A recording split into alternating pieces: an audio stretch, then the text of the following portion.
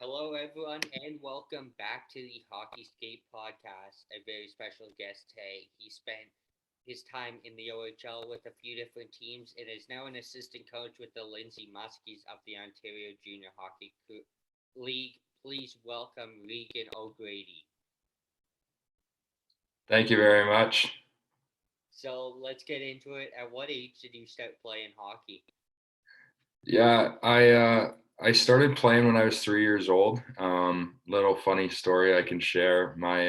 I've got two older sisters, 2 and 4 years older than me, and my brother is 2 years older as well. So twins in the family. And I was three; they were 5 and 7, obviously. And I used to go and watch them play, and I was more a pain, I think, than anything with me running around the rinks wanting to play, crying, screaming, just wanting to get out there. And so finally, halfway through the year, my dad actually had to sign a petition with one of his buddies who ran the league and basically said, we're responsible for Regan if he gets injured or anything. And it's hilarious because looking back, I've got pictures of me actually wearing jerseys where I had to use hair ties to tie my jersey behind me because it was so big I would trip on it if it didn't. So, yeah, those are the fun memories.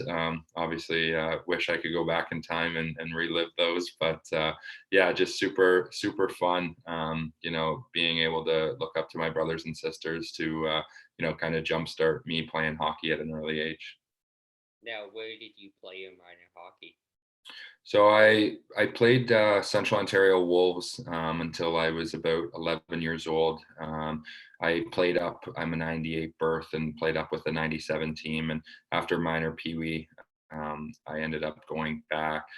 They were like, you've got to go back to your own age now. And it was just something where I thought a change of scenery would have been good. I ended up going to play in Vaughan with the Vaughan Kings a year up, and then after that year, I had a pretty substantial injury, tore my groin apart, and it was something that, we kind of looked at as a family and said, I think it's time to, make the jump back to my own age. And from there, I was fortunate enough to play for Paul Coffey, minor bantam, minor midget, and then was drafted out of the Toronto Marlies minor midget program. And just, something that I've taken really pride in.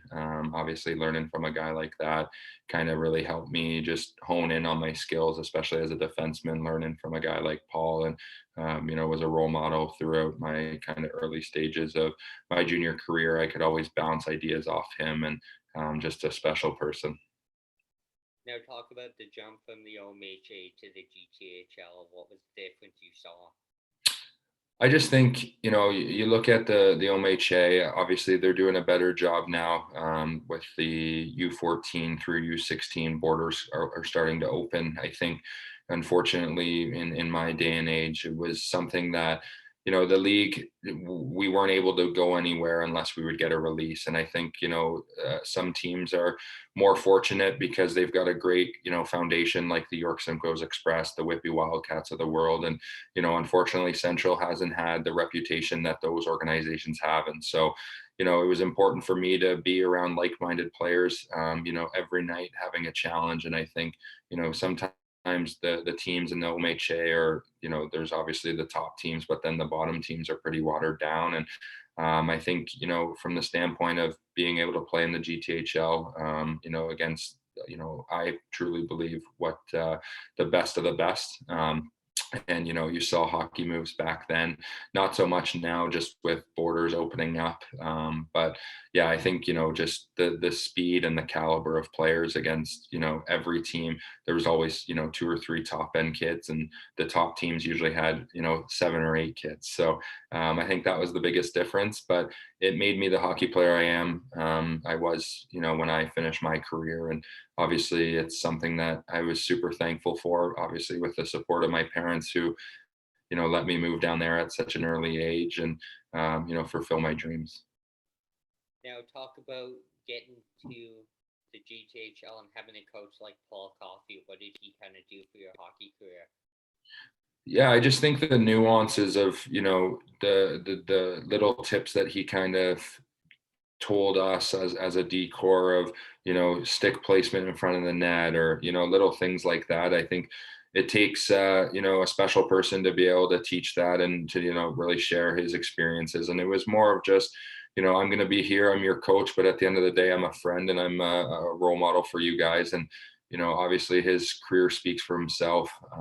It was pretty cool. The very first time I met Paul, and I ended up going to his house, downstairs in his basement, all the, all-star appearance jerseys and the Stanley Cup appearances and all that stuff, just, really walking around, and as a little kid from a small town of Lindsay, Ontario, now being in the GTHL and in Toronto, it was a pretty surreal feeling. I was like, I'm going to be able to be coached by this guy. Like, that's crazy to me. So, he was awesome. He, was the first person to, congratulate everybody when they got drafted. And, I just think that learning from a guy like that, it's, obviously today hockey is, such a small world, and having that guy in your back corner, really helped me really, become more comfortable with my game. And I really think, learning from him every day was obviously something I never took for granted. And, it's just a special person. And he was a father figure to me as I moved away from home, and there was a couple others in the same boat. And,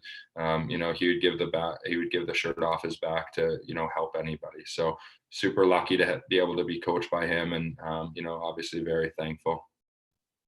Now, before we move on to the OHL days, talk about your OHL Cup experience and being able to experience that as a U16 player.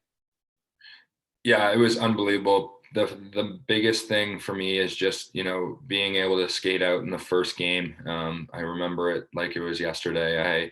We're playing Rink 1, Scotiabank Pond. I know you're familiar with that. And just to be able to look up and, see all the Black Jackets and see friends and family in the stands, something that was, very surreal. And obviously to be a OHL Cup champion, people can't take that from you. And it's, the brotherhood. I still talk to all the guys pretty much that I, was fortunate to play with. And, those relationships that last a lifetime. And it's important that, once you're a winner, it's something, nobody can take from you, nobody can break from you. And, just to be able to have the relationships and connections now that, stem from minor hockey into, what we're doing today, and following guys like Mikey McLeod and Cliff Poo and Taylor Radish and Kyle Maximovich, now that I'm not playing, being able to, watch them and see what they're doing. And obviously it's pretty cool. Taylor Radish is actually moving to Lindsay here in July. So just is such a small world, but being able to continue to talk to them,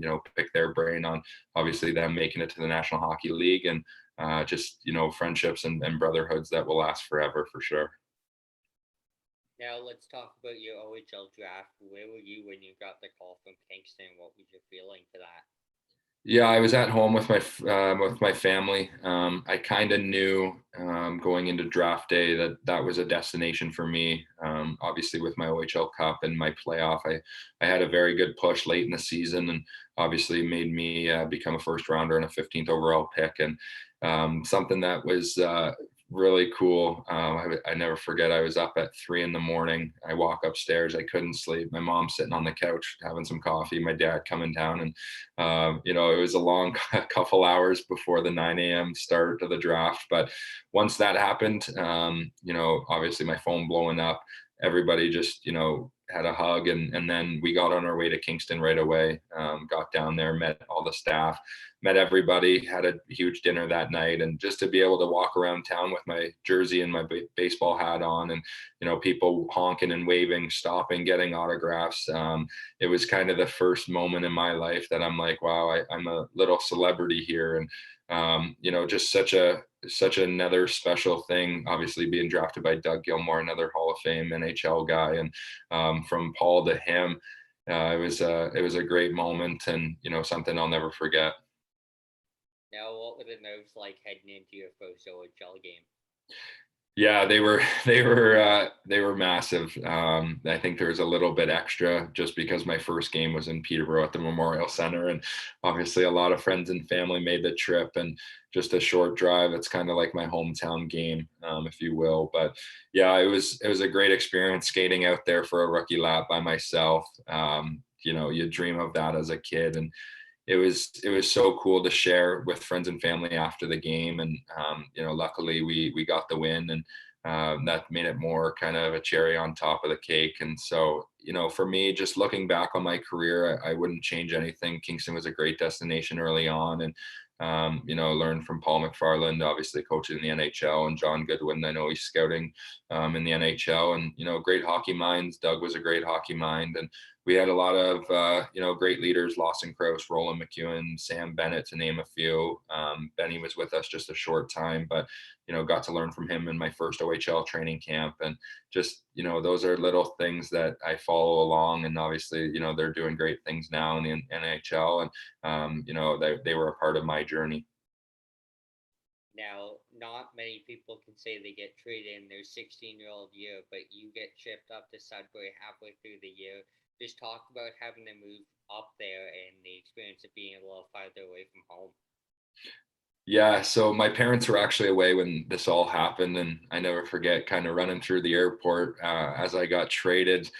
First time chatting with them, I just landed in Toronto, was running across and trying to talk to them on FaceTime, trying to navigate Pearson Airport. Not the best idea, but once I got up to Sudbury, I was in a suit, got off the plane, went right to the rink to meet the guys and play that night. And it was crazy. I show up, and it's the midst of winter up there, and snow up to my knees, and I'm just like, I don't have any winter attire at all. I don't know what I'm gonna do. And so thank God for Amazon. Stuff came pretty quickly to me up there. But yeah, just obviously it was something that when the trade kind of was starting to take place, and chatting with my agent and some of the teams that became interested, I chatted with Sudbury pre-draft, and had a really good conversation with them. And they told me if they were taking a D, that I was the guy they were honing in on. And if they were going obviously taking Michael Pizzetta as a forward in that draft. But when I landed there, just to kind of reconnect with Blaine Smith, who was the GM at the time, and Dave Matzos, obviously Paul Fixter kind of got let go just before that.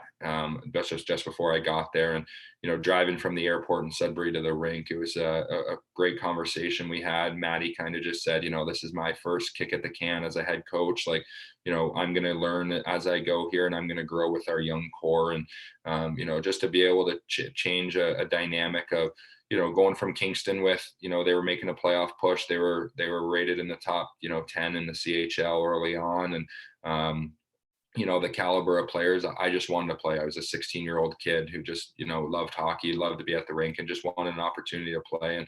And going up to Sudbury, be from 5 or 6 minutes a night in Kingston to now 15 or 16 minutes a night was something that was pretty special. And I had great billets. I couldn't speak more highly of the families I lived with throughout my time, but especially in Kingston, having the support there, and then moving to a new town, new team, and just the welcome arms that I received in Sudbury was something that I loved, and loved my time up there. Spent 3 years up there, and it was a great hockey town for sure. Now, for the fans that don't really know, a 16-year-old in the OHL, you might not get in every game. And between Kingston and Sudbury, you got in 54 games. So, as a 16-year-old, how did that kind of help your confidence jumping into the league and playing almost all of the 68 regular season games?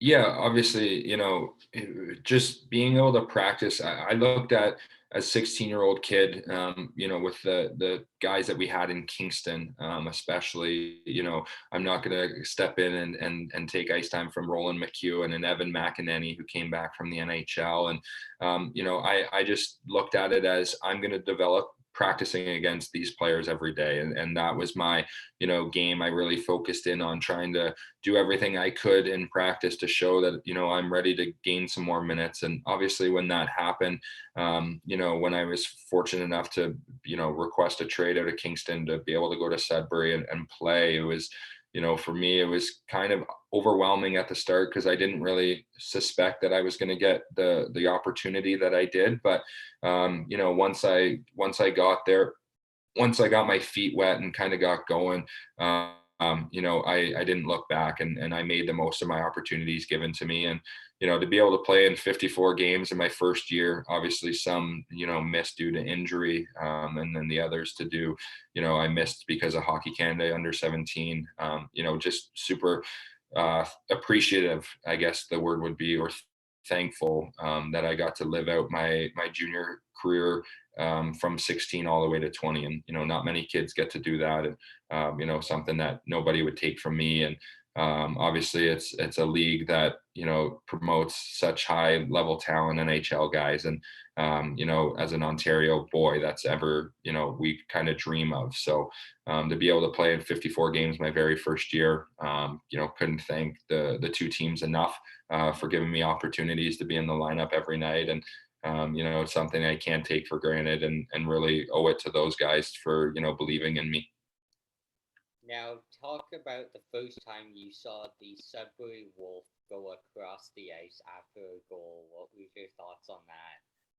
So it was funny because my first game, I didn't even really realize it. So I played in Sudbury with Kingston just before Christmas time, and then so the time that I got up there, I kind of saw it for the first time, and I was like, "What is this thing? Like, what is this? Somebody control this?" And they're like, "No, it goes off when somebody scores." And I learned the hard way the very next practice that we had. So I got up there on the Friday. The Tuesday we had practice, and I learned the hard way coming from school. And my gear was taped up there on the Wolf out at center ice. So pretty funny experience. But the Wolf obviously has a huge history, and I know a lot of guys. I've seen videos of guys, hitting it. It would used to come down by the visiting bench, I was told, and players would hit at it and try and break it. But just a cool thing for Sudbury fans. Everyone has their little history things that they have in their rink, and to be able to have that is pretty cool for sure. Now, what's the weirdest superstition you've seen in an OHL rink? Obviously, it can't get any weirder than the Sudbury Wolf. Yeah, I would say probably that, to be honest. I don't know. There's not many kind of superstitions in that sense. Obviously, in Peterborough, the square boards weren't the best either. But yeah, I would say the Wolf for sure. Yeah, those boards are crazy. I was up in Peterborough the other day actually for lacrosse with the Toronto Beaches, and the bounces with a lacrosse ball out of those corners. It's insane. It hits the corner and it's going back the other end almost like. Yeah. Yeah, that it's pretty bad for hockey though. So talk about going back up to Sudbury for your second year.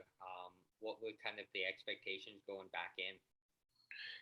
Yeah, I obviously, I go from not playing in Kingston to playing and really relishing an opportunity there. And, had a very good summer. I knew, obviously playing in that league, there was some things I needed to work on, and, really kind of keyed in on them in the summer just from skating. I started working with Don Braid, who was a fantastic skating coach. And then, from there, the expectation was I needed to, continue to elevate my game. And I was fortunate enough, I got to be a part of our leadership group moving forward there. And, just being able to be a 17-year-old, wearing a letter in the OHL is something I never thought would have happened during my time, especially as a 17-year-old. I thought it would be, 18, maybe 19. And so to be able to have the trust in the coaches to be able to be a part of a leadership group that early, and be able to really watch and grow, kind of with our younger generation, and the younger guys on our team, it was something that I look back and really learn from some great coaches over my time. And then learning from a guy like Roland McEwen, who I sat with in the dressing room, was my stallmate. Just being a good leader and what it takes. And that was kind of the expectation was, come back. You're going to be a big part.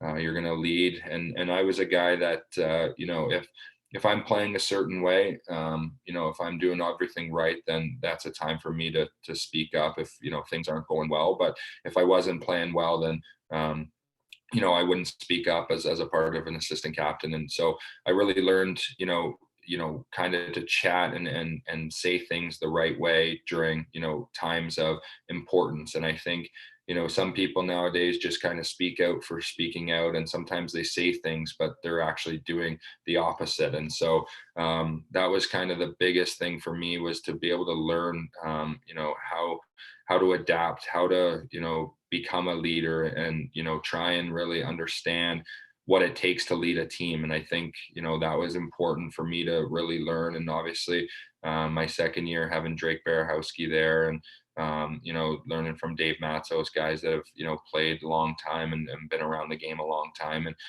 being able to walk in the office with an open mind and sit down and have a conversation. And it was never, getting grilled at. It was more of an open forum. They always had an open door policy, which was great. And, guys go through mental health. I know sometimes in Sudbury, it's long, cold, gray winters. And there were some days of, I'm missing home, or that kind of stuff. And it was just more of a standpoint that I could go in and talk to them at any point in time. And there was ever no judgment, no nothing. And it was coming from a father figure to a son, and not your coach to a player. So that was important for me, just building that relationship and coming back, and getting my feet wet from the first year, and really taking on a bigger role, especially as a leader on the team. Now we'll get into when you get moved to Mississauga. Did you kind of see that move coming, and what were your thoughts on moving again in the OHL? Yeah, I mean, it was something that was, I wouldn't say strange.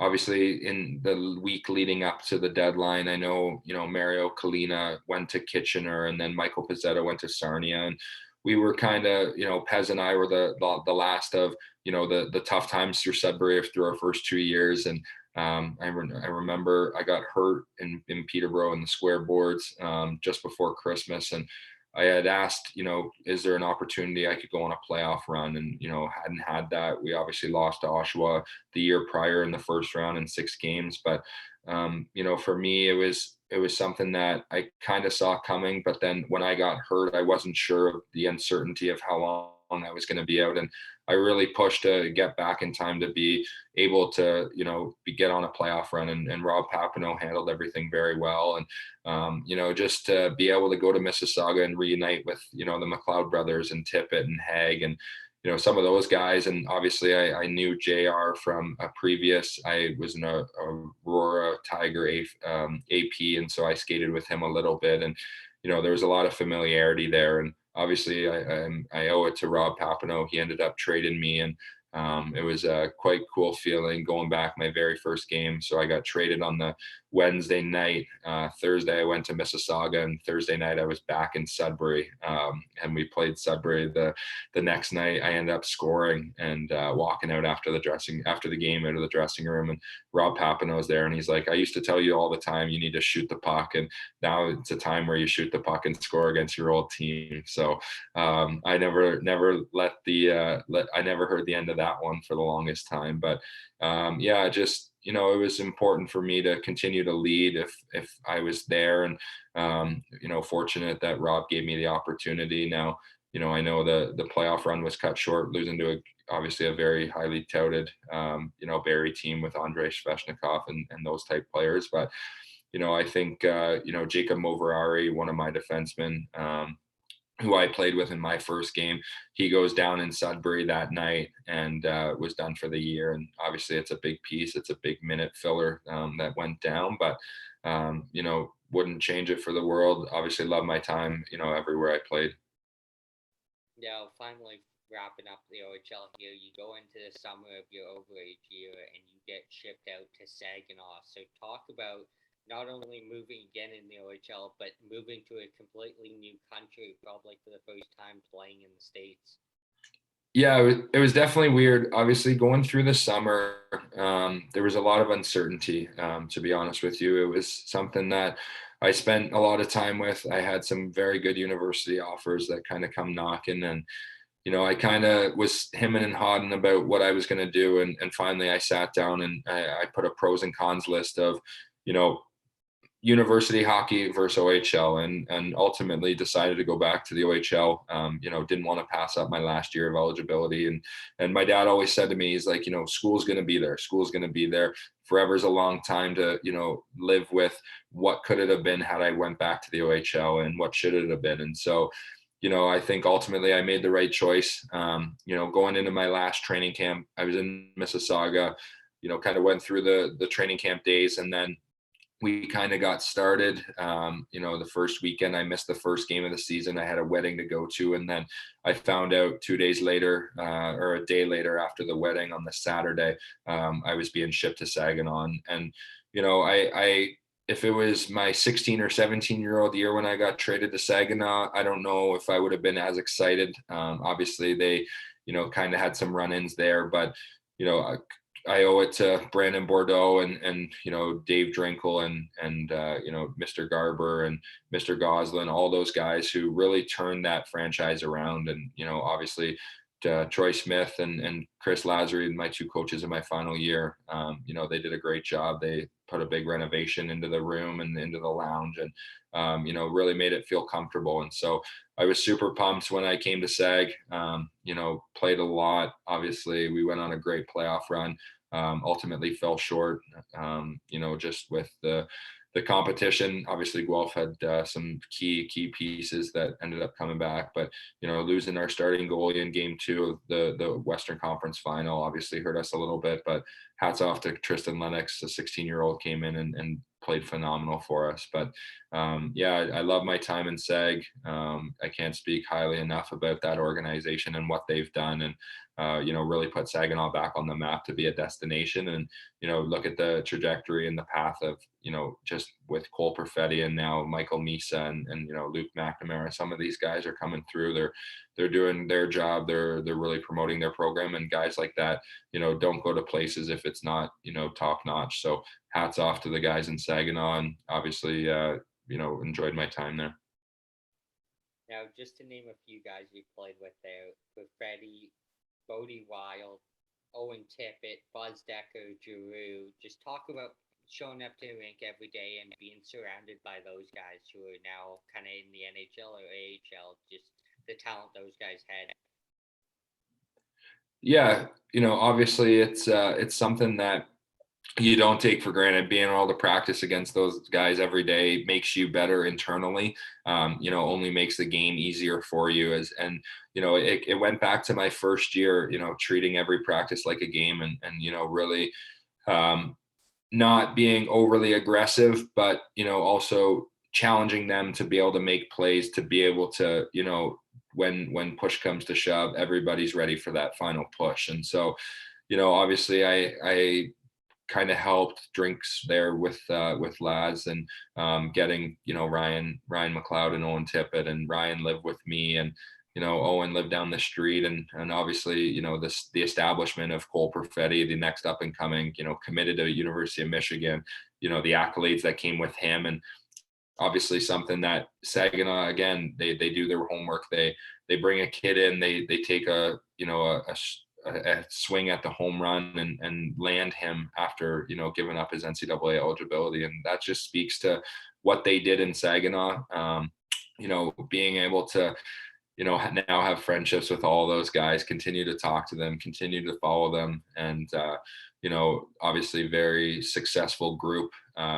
Wish I had another year with those guys. I wish it wasn't my last year in Saginaw, but the way I went out and obviously losing in the Western Conference final, getting that far, I couldn't be prouder of my OHL experience, but also just being able to learn from those guys and really kind of walk a life. And everybody comes from a different background, and obviously was fortunate to play with some pretty special players that have now moved on and done some pretty special things in the American League or the NHL or over in Europe. And just being able now, from a standpoint of where I'm at in my life, being a fan and ultimately having a brother relationship with all those guys and still chatting with them. And, when they come into Toronto, whether it's with the Marlies or the Leafs, being able to go down and see them after games and stuff and just connecting for, 4 or 5 minutes and catching up quick and then letting them get on their way. But yeah, just super special last year.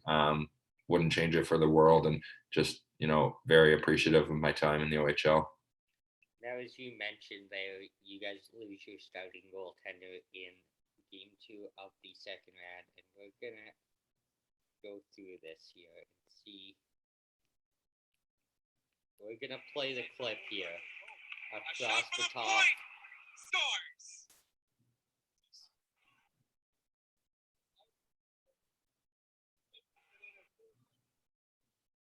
So take us through what's kind of happening here. Yeah, so obviously something that, it's to us, that was a guy that, wore his heart on his sleeve. I can't say enough good things about what Ivan was to our hockey club. For us, he was a rock back there. We knew that with him, some goalies have the ability to, gain trust in their players from a standpoint that we could make that extra move at the blue line, or we can pinch on that 50-50 puck, or maybe that 60-40 in the other team's favor puck, because we know that we're going to get a save there. And obviously what he did in that, the game 2 of the Western Conference Final Series, I know that, that lives with him forever. And I always, have connected with him. I've chatted with him.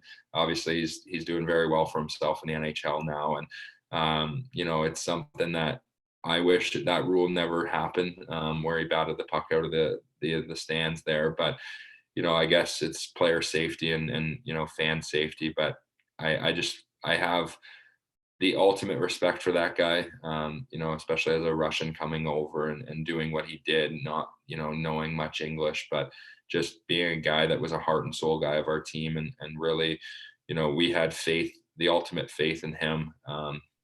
But he came with some quirky superstitions and some fun along the way. And obviously with that, when Lenny came in, we ended up coming back from down 3-1 in game 2, and Tristan came in, hadn't played in a month and a half, and was phenomenal. And so, pretty cool to see a 16-year-old kind of pick up where an 18-year, 19-year-old left off, was something very,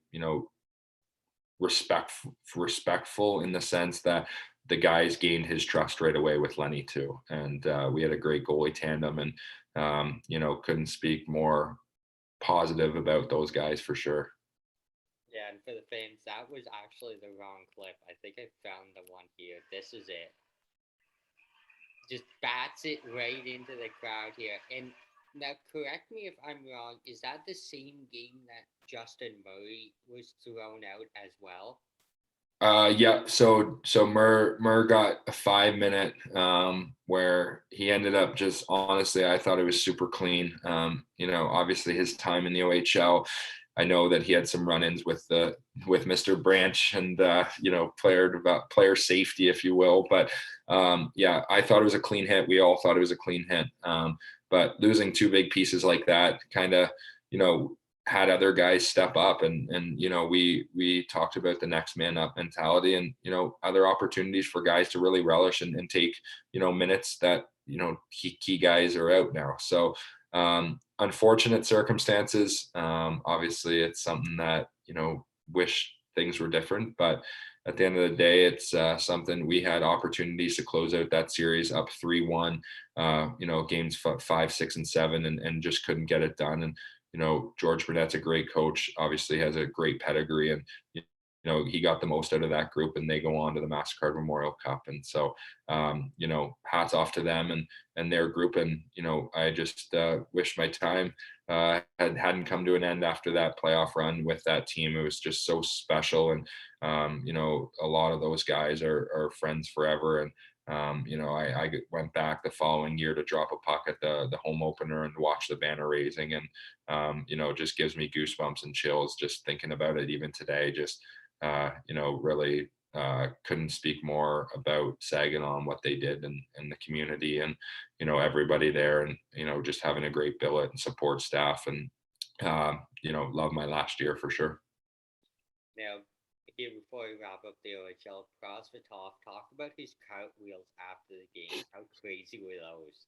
Yeah, those were crazy. I think, to be honest with you, I think the most that I love personally was when he would get a shutout and he would close the net. It was like closing the brick wall. And I never forget, we're in game 6 of the second round. We're playing the Sault Ste. Marie Greyhounds, Barrett Hayton, you know, the Frosty, and some of those guys, Cole McKay and Dickinson and Kearns, and those types of players. And we beat them 6-0 in game 6, and he closes the net, and fans are booing him. Fans are dumping drinks on him after the game, and just not a care in the world. And it was hilarious. And I never forget going through the handshake line. And I have a previous relationship with Barrett Hayton, obviously being a Peterborough boy. And he's like, man, like, what is he doing? And I'm like, honestly, I don't know. And we got talking after the game. He thought it was funny, not in the heat of the moment. Obviously they lose, but from our standpoint, I never, the first time I saw the cartwheel was priceless, when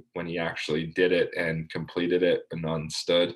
And then he got into a situation the one time, I don't know if you saw it, but he does a cartwheel and kind of mishandles it and ends up ending in the splits. And so that was his new thing. And, him coming back in and just fired up, and, it just speaks volumes to the character that he was. And even his routines before games, he had little quirks like that, that's what makes him so special. He's always dialed in. He's always, ready to go. But then when there's fun with that guy. And I love him. And he was awesome, and just a great overall human being to be around every day.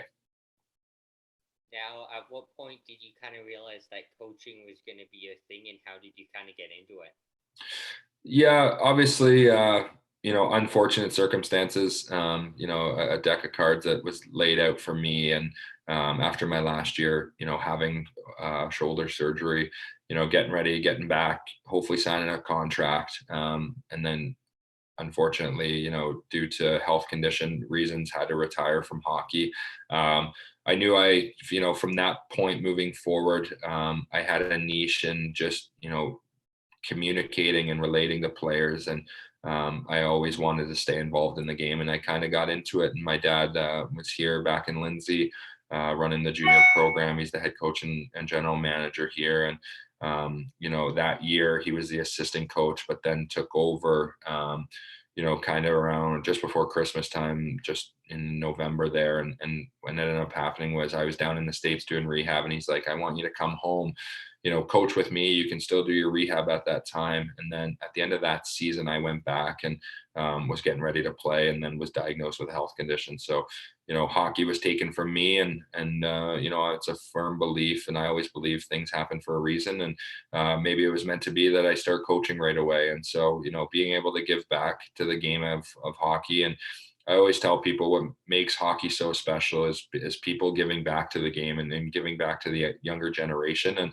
there's, a lot of good coaches out there that I've learned from. And, now working with my dad, and being able to have that presence of, a father in my life again, that I lived at home, and, hadn't spent time for the last, 12 years back, finally this year, really in a role that was dominant with, helping the younger generation, and doing a lot of video, and doing a lot of, schools, talking to schools, all that kind of stuff. It was more, just coming from a player standpoint. And I think, being able to relate and connect to these kids who are still going through it. Obviously me just a couple of years removed. I think that's what makes it more special for our guys to really learn. And, away from the rink, I'm a friend figure, and at the rink, I'm a coach figure. And, being able to separate that, obviously kudos to our players to be able to handle that. But sometimes I get into a little bit of trouble with my dad, and sometimes I'm too close to the players. But at the end of the day, I wouldn't change it for the world. I love, being at the rink. I'm a rink rat through and through. And, just being able to help them, and continue to grow their game, and whatever aspirations. I always tell our guys, I want you guys to get to where I was and surpass me. That's my goal. And anything I can do to, attach my name to somebody who's, committed, dedicated, willing to work, willing to do the right things. But also at the end of the day, hockey is just a little black rubber thing being chased around the rink. There's more to life than hockey. And, I've lived that firsthand. Obviously hockey taken from me. And so now just, being able to relate to the players from a standpoint away from the rink too, with pressure and all the stuff that they go through. Mental health's a huge thing as well. And, just being an open person and, being able to have conversations at 3, 4 in the morning with players who, are struggling mentally, missing home, all that kind of stuff. That's what I'm here for. And that's what I love. And, that's my gratitude to help players, at the rink, away from the rink, and, just really get them to the next level.